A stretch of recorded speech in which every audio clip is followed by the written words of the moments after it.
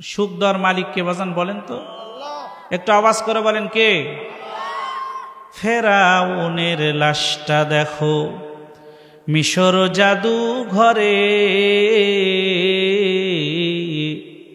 খায় না মাটি পোকা মাছি সবাই ঘৃণা করে। কথা বলেন ঠিক কিনা? বড়র বড়াই করলে দিলে রহমত আসবে না, নিজেকে নিজে ছোট মনে করিও সদা।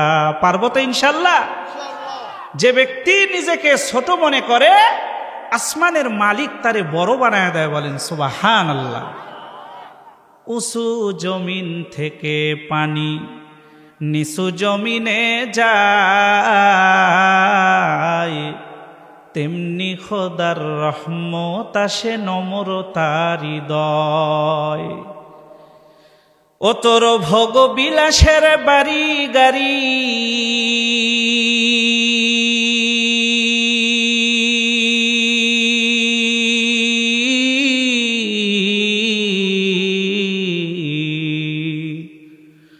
ও তোর ভোগ বিলাসের বাড়ি গাড়ি, একদিন ধ্বংস হবে সব।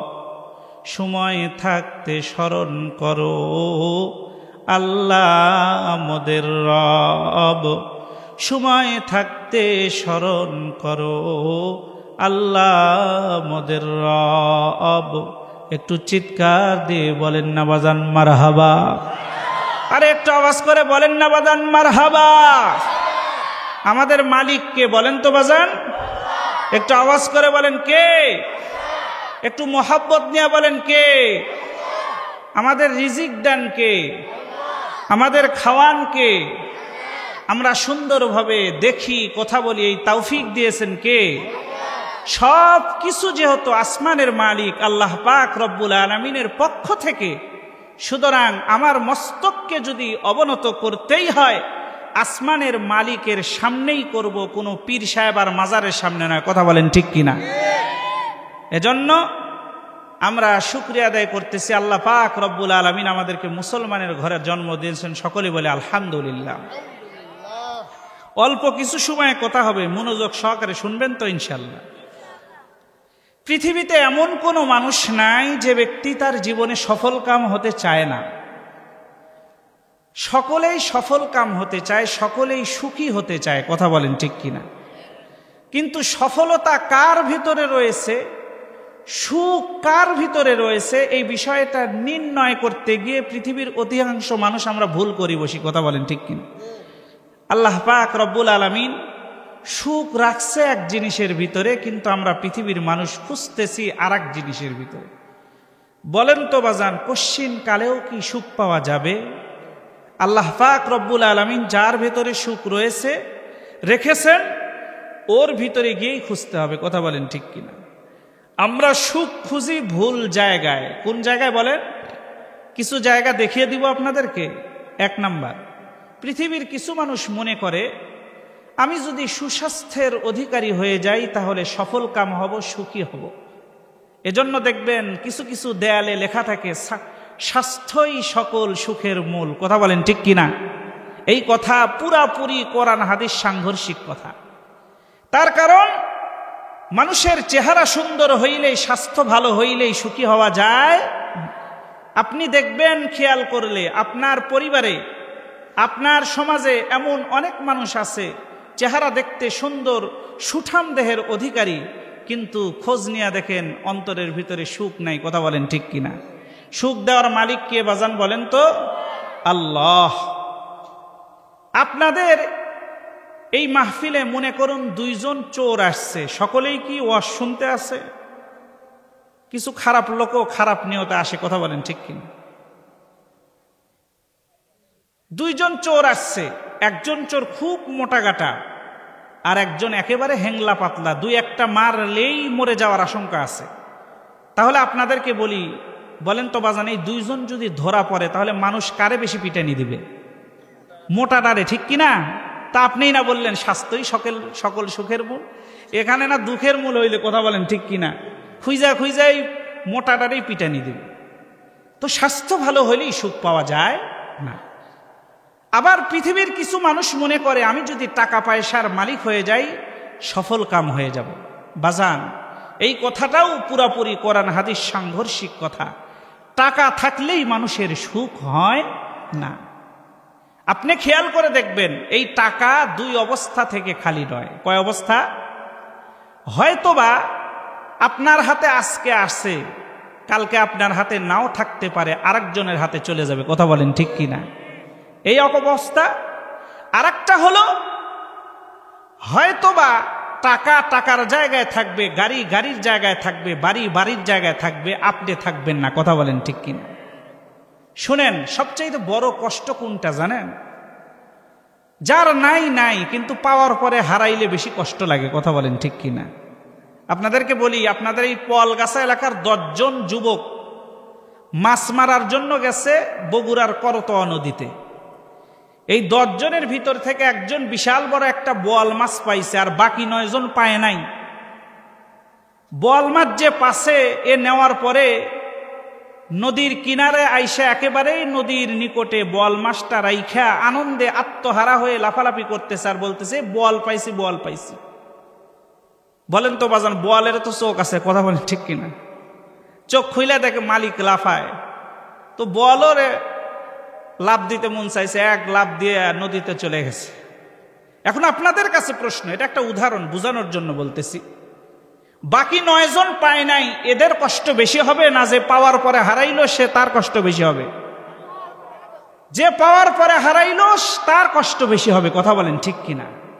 তো দুনিয়ার সম্পদ আমি বলছি দুই অবস্থা থেকে খালি নয়।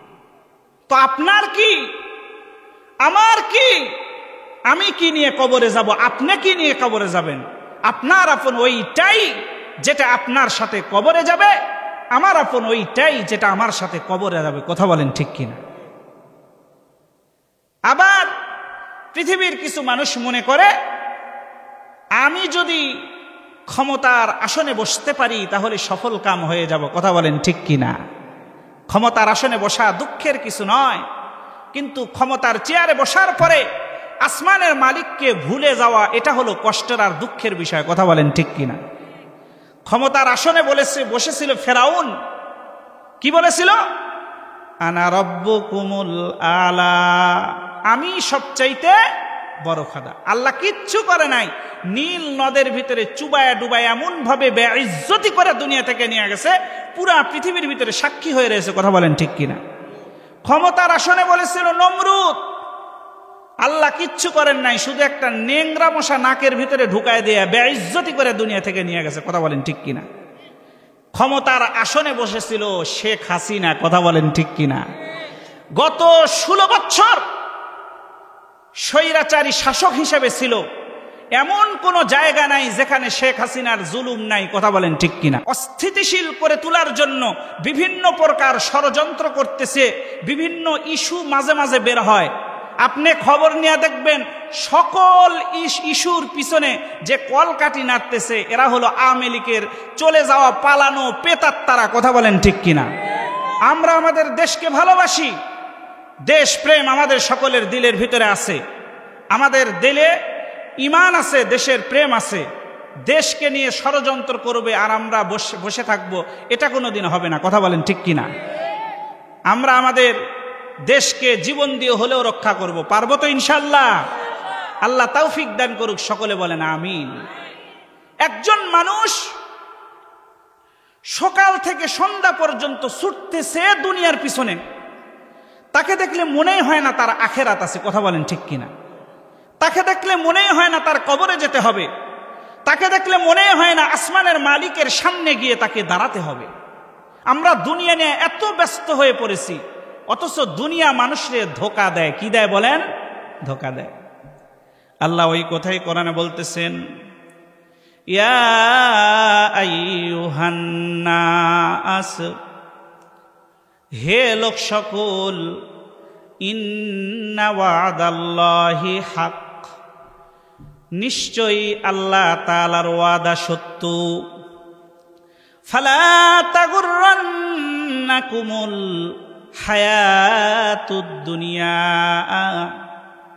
দুনিয়ার জীবনের চাকচিক্য, দুনিয়ার জীবনের মোহ তোমাদেরকে যেন ধোকায় না ফেলে।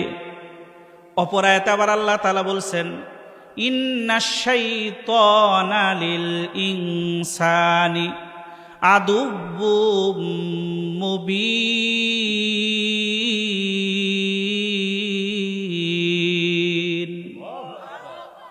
অপর আয়াতে আল্লাহ তাআলা বলতেছেন, শয়তান তোমাদের প্রকাশ্য শত্রু।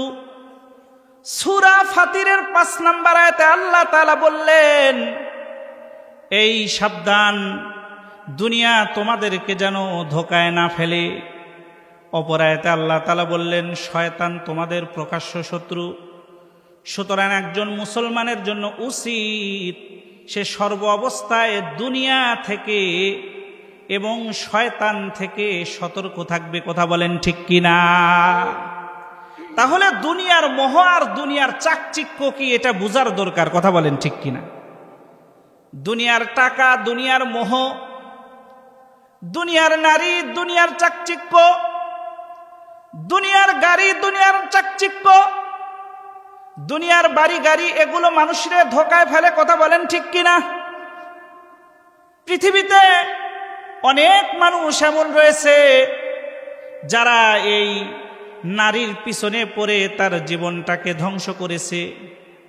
পৃথিবীতে অনেক এমন মানুষ পাবেন যারা এই টাকার পিছনে পড়ে তার জীবন ধ্বংস করে ফেলেছে। দুনিয়াতে টাকা পয়সার প্রয়োজন আছে, তবে কতটুকু? যতটুকু না হলেই নয়।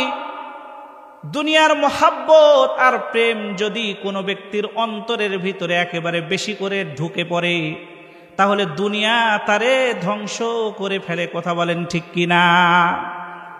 বুঝানোর জন্য বলতেছি, নৌকার জন্য যেরকম পানি প্রয়োজন, নৌকা পানি ছাড়া চলতে পারে না, তবে কতটুকু? যতটুকু না হলেই নয়। যতক্ষণ পর্যন্ত নৌকার পানি নৌকার বাহিরে বাহিরে আছে ততক্ষণ পর্যন্ত ঠিক আছে, কিন্তু নৌকার বাহিরের পানি যদি নৌকার ভিতরে ঢুকে পড়ে, যেভাবে নৌকাকে ডুবিয়ে দেয়, ঠিক তদ্রূপভাবে দুনিয়ার মহাব্বত, গাড়ি বাড়ি আর ক্ষমতার আসনের মহাব্বত যদি কোনো মানুষের অন্তরের ভিতরে ঢুকে পড়ে, ঠিক তদ্রূপভাবে নৌকার মতো ওই ব্যক্তিটাকেও ধ্বংস করে ফেলে। কথা বলেন ঠিক কিনা? অথচ আমাদের আল্লাহওয়ালারা কেমন ছিল বাজান? রাহে দুনিয়া में लेकिन बिल्कुल दुनिया से बेताल्लुक हो, फेरे दरिया पे लेकिन हरगिज ना कपरू को लगे पानी, फेरे दरिया पे लेकिन हरगिज ना कपरू को लगे पानी। আমাদের আল্লাহওয়ালা তো এমন ছিল, দুনিয়াতে ছিল কিন্তু দুনিয়ার সাথে কমপ্লিট সম্পর্ক তাদের ছিল না। তাদের সম্পর্ক ছিল আখিরাতের সাথে, আল্লাহর সাথে, কোরআনের সাথে। এজন্য তারা দুনিয়াতেই সফল কাম মানুষ হয়ে দুনিয়া থেকে চলে গেছে। কথা বলেন ঠিক কিনা?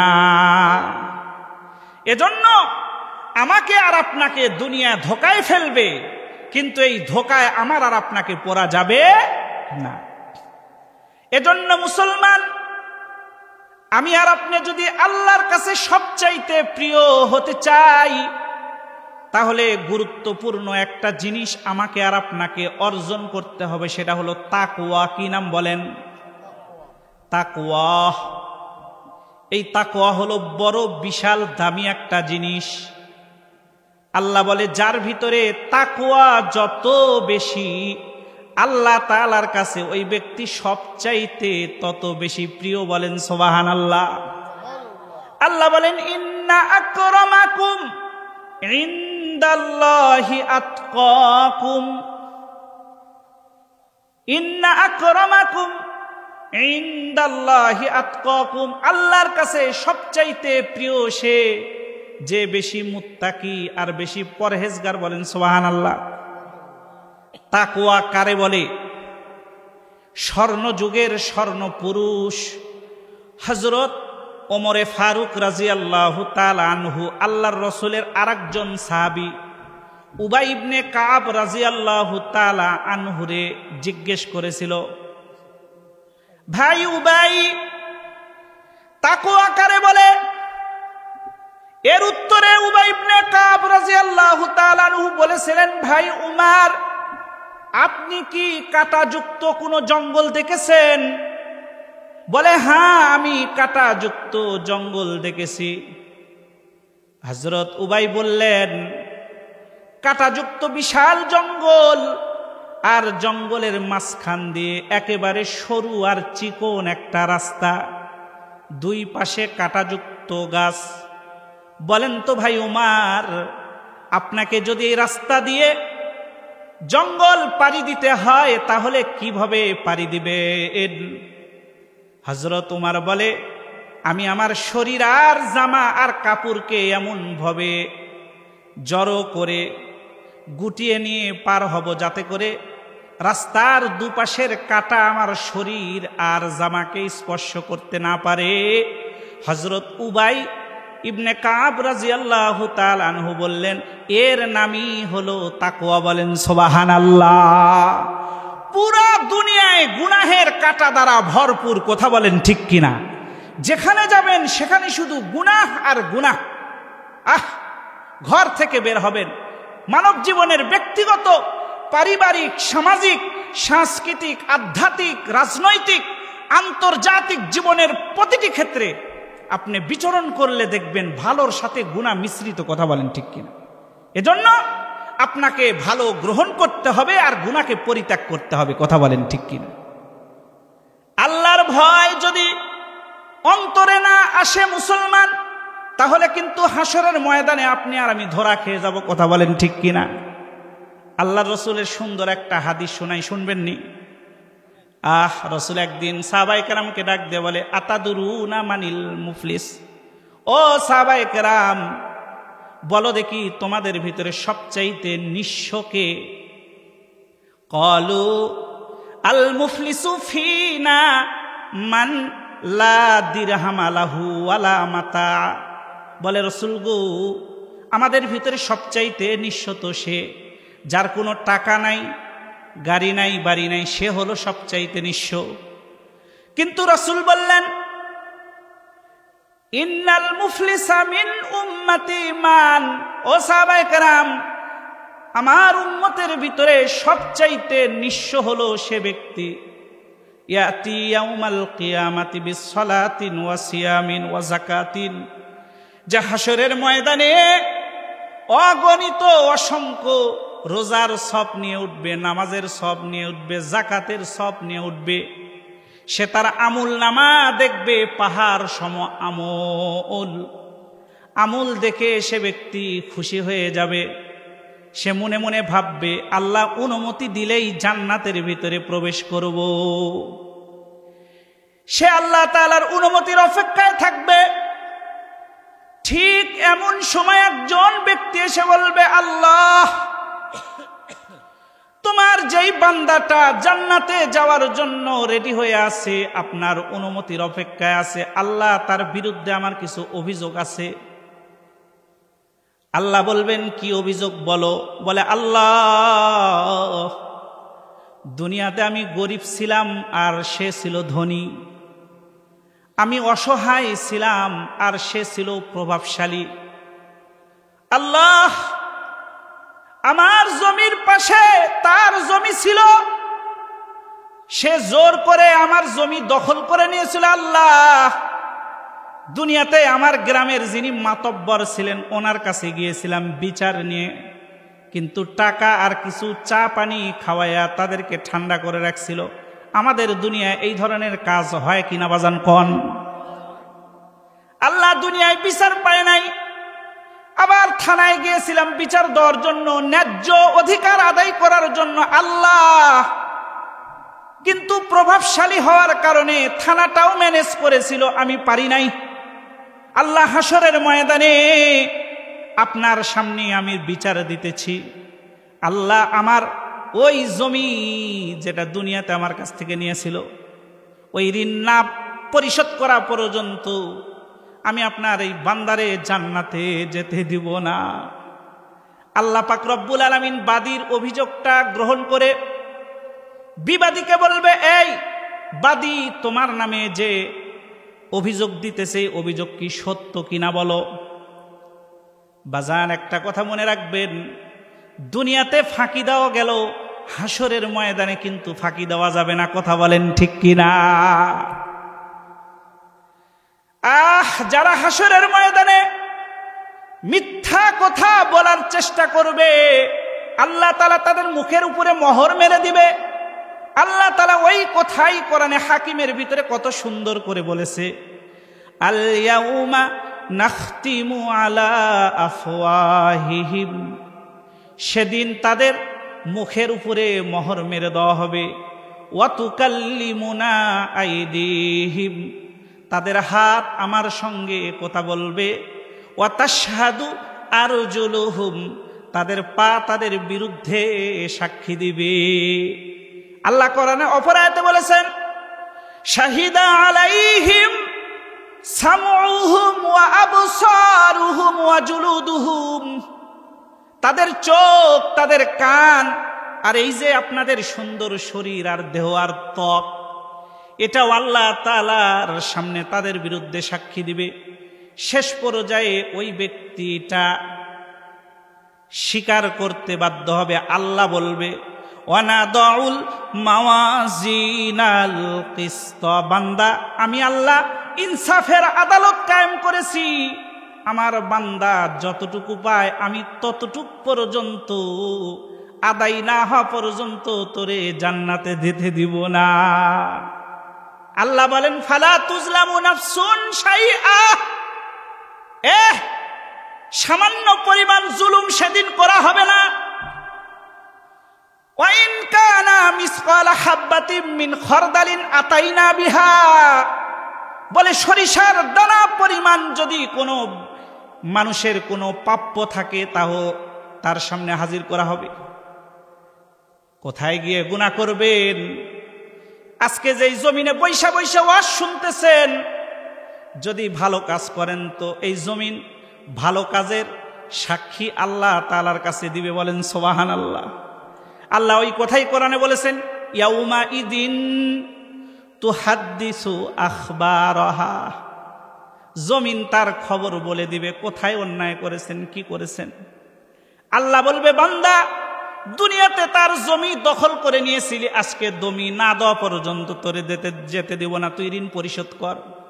বাধ্য হয়ে সে বলবে, আল্লাহ, এটা তো দুনিয়া নয়, আমার কাছে তো টাকাও নাই, জমি নাই, কি দিয়ে ঋণ পরিশোধ করব। তখন বাদী আল্লাহকে ডাক দিয়ে বলবে, আল্লাহ, বিবাদীর কাছে টাকা নাই, জমি নাই, হাসরের ময়দানে টাকারও দরকার নাই, জমিরও দরকার নাই, যেটা আমার দরকার ওইটা তার কাছে আছে। আল্লাহ বলবে, কি? বলে, তার নেক আছে, আল্লাহ তার নেকটা আমারে দিয়া দেন।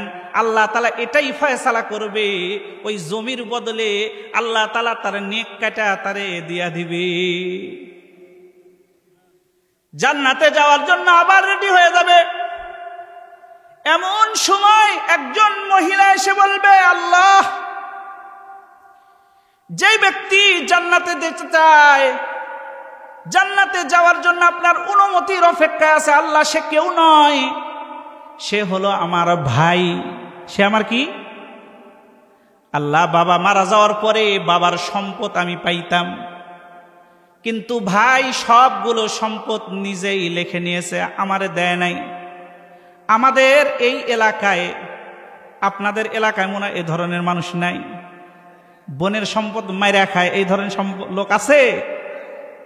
এই দুনিয়ার জিন্দেগি অতি সামান্য, আখিরাতের সুবিশাল জিন্দেগির তুলনায় দুনিয়া কিচ্ছু নয়। আপনাদেরকে বলি বাজান, আখিরাতের তুলনায় এই দুনিয়া কত ছোট। আল্লাহর রাসূল কত সুন্দর করে হাদিসের ভিতরে বলেছেন, ক্বালান নবী সাল্লাল্লাহু আলাইহি ওয়াসাল্লাম, আল্লাহে, আল্লাহর কসম, মাদ দুনিয়া ফিল আখিরাতি ইল্লা মিসলু মা ইয়াজালু আহাদুকুম ইসবাহু ফিল ইয়াম্মি ফালিয়ানজুর বিমাযা ইয়ারজিউ। বলে কোনো ব্যক্তি যদি কোনো সমুদ্রের ভিতরে একটা আঙ্গুল ঢুকায় দেয় পানির ভিতরে, আবার এভাবে আঙ্গুলটা উঠাইলো, ওই যে আঙ্গুলের আগার যে এক ফোঁটা পানি, এটা হলো দুনিয়ার হায়াত। আর 7 সমুদ্র 13 নদীর পানি এমন একদিন আসবে রে, এগুলো শুকায় যাবে, কিন্তু শুনে রাখো আখিরাতের হায়াত কখনো শেষ হবে না। বলেন সুবহানাল্লাহ। ইমাম গাজ্জালী রাহমাতুল্লাহ আলাইহি কত সুন্দর করে বুঝাইছে। বলে শোনো, আসমান আর জমিনের মাঝখানের যে ফাঁকা জায়গা আছে রে, এই জায়গাটাকে যদি সরিষার দানা দ্বারা ভরে দেওয়া হয়, বলেন তো বাজান আসমান আর জমিনের মাঝখানের ফাঁকা জায়গা কতটুকু? একটু না বেশি? কতটুকু আপনাদেরকে একটু ধারণা দেওয়ার জন্য বলতেছি। দিনের বেলা আমরা আকাশের দিকে তাকাই, আকাশের ভিতরে একটা সূর্য দেখতে পাই, যেই সূর্যটা দেখতে একেবারে বলের মতো ছোট। কথা বলেন ঠিক কিনা? ওই সূর্য এই 20 কোটি বর্গ মাইল পৃথিবীর চাইতে 13 লক্ষ গুণ বড়। বলেন সুবহানাল্লাহ। বলে এত ছোট দেখা যায় কেন? তার কারণ পৃথিবী থেকে অনেক বড়। আবার রাতের বেলা আকাশের দিকে তাকাইলে দেখবেন আকাশের ভিতরে ছোট্ট ছোট্ট কিছু তারকারাজি দেখা যায়। এইগুলো এত ছোট দেখা যায় কত উপরে? বলে শোনো, এই 20 কোটি বর্গ মাইল পৃথিবীর চাইতে 13 লক্ষ গুণ বড় হলো সূর্য। আর এই সূর্যের চাইতে কোটি কোটি গুণ বড় হলো ওই তারকারাজি। কয় এত ছোট দেখা যায় কেন? কয় পৃথিবী থেকে অনেক দূরে। আজ পর্যন্ত কোনো বিজ্ঞানী আকাশের তোলা খুঁজে পায় নাই। কথা বলেন ঠিক কিনা? ইমাম গাজ্জালী রাহমাতুল্লাহ আলাইহি বলেন শোনো, আসমান আর জমিনের মাঝখানের এই ফাঁকা জায়গাটাকে যদি সরিষার দানা দিয়ে ভরে দেওয়া হয়, আর একদিন নয় 2 দিন নয়, 1000 বছর পর পর একটা কবুতর আইসা যদি একটা করে দানা নিয়ে যায়, কয়দিন পর পর? বলেন কয়দিন? কয় এমন একদিন আসবে রে, আসমান আর জমিনের মাঝখানের এই ফাঁকা জায়গা যেটা সরিষার দানা দ্বারা ভরপুর ছিল, এটা ফুরায় যাবে। কিন্তু শুনে রাখো আখিরাতের হায়াত কখনো শেষ হবে না। বলেন সুবহানাল্লাহ, আল্লাহু আকবার। খেয়ে থাকলেও দুনিয়ার জিন্দেগি চলে যাবে, না খেয়ে থাকলেও চলে যাবে। কথা বলেন ঠিক কিনা? সুতরাং সামান্য এই দুনিয়ার জন্য আখিরাতের সুবিশাল জিন্দেগি যে হারাবে, এর চাইতে বোকা আল্লাহর জমিনে আর কেউ নাই। কথা বলেন ঠিক কিনা? ডাক দিয়ে বলবে আল্লাহ, যেই ব্যক্তি জান্নাতে যেতে চায় আমার ভাই, দুনিয়াতে বাবা মারা যাওয়ার পরে আমার সম্পদ আমারে বুঝায় দেয় নাই, আল্লাহ আজকে হাসরের ময়দানে ওই সম্পদ না দেওয়া পর্যন্ত আমি তারে ছেড়ে দেব না। আল্লাহ বলবে ওয়ানাদাউল মাওয়াজিনাল কিসত, ইনসাফের আদালত কায়েম করেছি, দিতেই হবে। তার বোনকেও সব দিবে, কিন্তু দেওয়ার পরে দেখবে এখনো পাওনাদাররা বাকি আছে। এরকম করতে করতে পাহাড় সমজে নেক নিয়ে উঠছিল, ওই নেক সব ফুরায় যাবে। আল্লাহকে বলবে আল্লাহ, ঋণ তো এখনো পরিশোধ হয় নাই, কিন্তু লোক অনেক বাকি আছে, কি করব? পাওনাদাররা বলবে আল্লাহ, আমার ভাইয়ের কাছে ঋণ পাওনা আছে, কিন্তু তার কাছে নেক না থাকলে কি হবে? আমাদের উপরে তো গুনাহ আছে, আমাদের গুনাহটা নিয়ে তার উপরে দিয়ে দেন। আল্লাহ তাই করবে, ওই ব্যক্তির গুলা পাওনাদার যারা আছে এদের গুনাহ নিয়ে ওই ব্যক্তির মাথার উপরে দিয়া ফেরেশতারাকে বলবে, ফেরেশতা বেইজ্জতি করে রাখে জাহান্নামের ভিতরে নিক্ষেপ কর। বলেন নাউজুবিল্লাহ। এজন্য বোনের সম্পদ মেরে খাবেন? কথা বলেন না। আপনাদের পোয়ালগাছা এলাকায় সবাই বোধহয় ভালো, তাই না? বোনের সম্পদ দেয়। কথাগুলো কষ্ট লাগলেও সত্য কথা। কথা বলেন ঠিক কিনা ভাইরে? দুনিয়ার জিন্দেগি খেয়ে থাকলেও চলে যাবে, না খেয়ে থাকলেও চলে যাবে, কিন্তু হাসরের ময়দানে আপনি যদি নিঃস্ব হয়ে যান, তাহলে আপনার চাইতে আল্লাহ রসুল ওই যে বললো না, সাহাবায়ে কেরামকে জিজ্ঞেস করছে, ও সাহাবায়ে কেরাম বলো, আতাদরুনা মানিল মুফলিস? তখন সাহাবায়ে কেরাম বলেছিল, আল মুফলিসু ফিনা মান লা দিরহাম লাহু ওয়ালা মাতা। আল্লাহর রাসূল গো, আমাদের ভিতরে সবচাইতে নিঃস্ব সে, যার টাকা নাই পয়সা নাই। কিন্তু আল্লাহর রাসূল বলবে, আমার উম্মতের ভিতরে সবচাইতে নিঃস্ব হলো ওই ব্যক্তি যে পাহাড় সম থাকার পরেও এই নিঃস্ব হয়ে সবগুলো মানুষের পাওনা শোধ করতে করতে একেবারে ফকির হয়ে জান্নাতে যাবে। এর চাইতে নিঃস্ব আল্লাহর জমিনে আর কেউ নাই। কথা বলেন ঠিক কিনা? এজন্য বাজান কি বলছি, তাকওয়া অর্জন করতে হবে। কি অর্জন করতে হবে বলেন? হযরত আলী রাদিয়াল্লাহু তাআলা আনহুকে জিজ্ঞেস করা হয়েছিল যে হযরত তাকওয়া কারে বলে? হযরত আলী রাদিয়াল্লাহু তাআলা আনহু বলেছিলেন, 4 জিনিসের নাম হলো তাকওয়া। কয় জিনিস বলেন? 1 নাম্বার আল খাউফু মিনাল জালিল, আসমানের মালিককে ভয় করা, এটাও একটা তাকওয়া। বলে দিনের আলো শেষ, রাতের অন্ধকার যখন শুরু হয়, দুনিয়ার কেউ দেখতে না পারলেও কে দেখে? এ বলেন, আওয়াজ দিয়ে বলেন, কে দেখে? আল্লাহর চোখ কি ফাঁকি দেওয়া যাবে বলেন বাজান? তো 1 নাম্বার বললেন আল খাউফু মিনাল জালিল। 2 নাম্বার বললেন ওয়াল আমালু বিতানজিল, আল্লাহ পাক রব্বুল আলামিন মানব জাতির হেদায়েতের জন্য যেই কোরআন এই দুনিয়াতে পাঠিয়েছেন, এই কোরআন মোতাবেক নিজের জীবনকে পরিচালনা করতে হবে। বলেন সুবহানাল্লাহ। মানব জীবনের এমন কোন জিনিস নাই রে যেই জিনিসের সমাধান এই কোরআনে নাই। কথা বলেন ঠিক কিনা? এই কোরআনের একজন ব্যাখ্যাকারক আছে, বড় দামি মানুষ, নাম হলো আল্লামা শফি সাহেব রহমতুল্লাহ আলাইহ। কি নাম বলেন বাজান? একটু আওয়াজ দিয়ে বলেন, কে? আল্লামা শফি সাহেব রহমতুল্লাহ আলাইহ। উনি এমন একটা দামি কথা বলেছেন যেই কথাটা হৃদয়ের ফ্রেমে বেঁধে রাখার মতো। বলে, পৃথিবীর মানুষ শোনো, সুখ আর সুখের উপকরণ এক জিনিস নয়। ভালো করে বুঝেন কি বলছে? সুখ আর সুখের উপকরণ এক জিনিস নয়। সুখ এক জিনিস আর উপকরণ আর এক জিনিস। কিন্তু আজকে পৃথিবীর মানুষ আমরা উপকরণকেই সুখ মনে করতেছি। কথা বলেন ঠিক কিনা?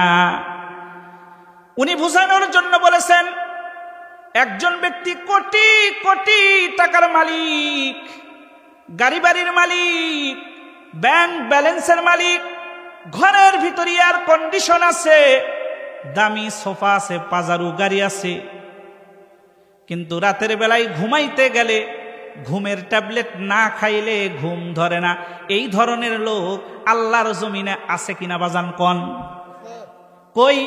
উপকরণ তো সব ছিল, এসি ছিল, এয়ার কন্ডিশন ছিল, ঘরের ভিতরে সোফা ছিল, কিন্তু ঘুম আসে না। বুঝতে হবে সুখ দেওয়ার মালিক কে? একটু আওয়াজ করে কোন কে? আর একজন ব্যক্তির কিচ্ছু নাই, দামি সোফা নাই, গাড়ি নাই, বাড়ি নাই, আহারে এই দিলটার ভিতরে আসমানের মালিক আল্লাহ তাআলার ভয় ঢুকাইছে, যারে কয় তাকওয়া। আর মাথা থেকে পা পর্যন্ত 3.5 হাত বডি রসুলের সুন্নাত দ্বারা সাজাইছে। এই ব্যক্তি রাতের বেলায় ঘুমাইতে যাইতে দেরি হয়, ঘুম আসতে দেরি হয় না। কথা বলেন ঠিক কিনা? কই উপকরণ তো কোনো কিছুই ছিল না, সুখ দিল কে? এজন্য বাজান, সুখ যদি পাইতে চান তাহলে আল্লাহর ভয় দিলের ভিতরে নিয়ে আসেন। মাথা থেকে পা পর্যন্ত 3.5 হাত বডিটা রসুলের সুন্নাত দ্বারা সাজান। আল্লাহর কসম করে বলতেছি, আপনার চাইতে সুখী আল্লাহর জমিনে আর কেউ হবে না। বলেন সুবহানাল্লাহ। এ একটা গোপন কথা বইলা যায়, শুনেন। আল্লাহ সব সুখ লুকায় রাখছে রসুলের সুন্নাতের ভিতরে। বলেন সুবহানাল্লাহ। যেখানে রসুলের সুন্নাত নাই সেখানেই সমস্যা। কথা বলেন ঠিক কিনা? আপনি খেয়াল করে দেখেন, যেখানেই বিশৃঙ্খলা, ভালো করে খোঁজ নিয়ে দেখবেন সেখানে রসুলের কি নাই? সুন্নাত নাই। বড় কষ্ট হয় রে। আজকে মুসলমানের ঘরের ভিতরে তাকাইলে বিশাল বড় বড় 24 ইঞ্চি 100 ইঞ্চি টেলিভিশন আর টিভি পাওয়া যায়। ঘরের ভিতরে ঢুকলে বড় এয়ার কন্ডিশন পাওয়া যায়। ঘরের ভিতরে ঢুকলে দামি সোফা আর পাজারু গাড়ি পাওয়া যায়। কিন্তু ব্যথা দিলের মুসলমানের ঘরে আজকে খুঁজলে সুন্নাত পাওয়া যায় না। কথা বলেন ঠিক কি? কোন মুখ নিয়ে আল্লাহর রসুলের সামনে আমি আর আপনি দাঁড়াবো আজান? আপনি আর আমি শুধু বলি রসুল আমার জন্য সুপারিশ করবে। সুপারিশ তো করবে, সুপারিশ করার জন্য কাজ করার দরকার আছে কিনা বাজান কোন? আমরা সন্তানদেরকে মেসি শিখাই, মেসি রোনাল্ডোরে শিখাই। এজন্য আমার আর আপনার সন্তান মেসির মতো হতে চায়, রোনাল্ডোর মতো হতে চায়। কথা বলেন ঠিক কিনা? কিন্তু সাহাবায়ে কেরাম কেমন ছিল বাজান জানেননি? সাহাবায়ে কেরাম সাহাবায়ে কেরাম তাদের সন্তানদেরকে রসুল শিখাইছে। বলেন সুবহানাল্লাহ। এজন্য সাহাবায়ে কেরামের সন্তানেরা রসুল রে পাওয়ার জন্য পাগল ছিল, পাগল।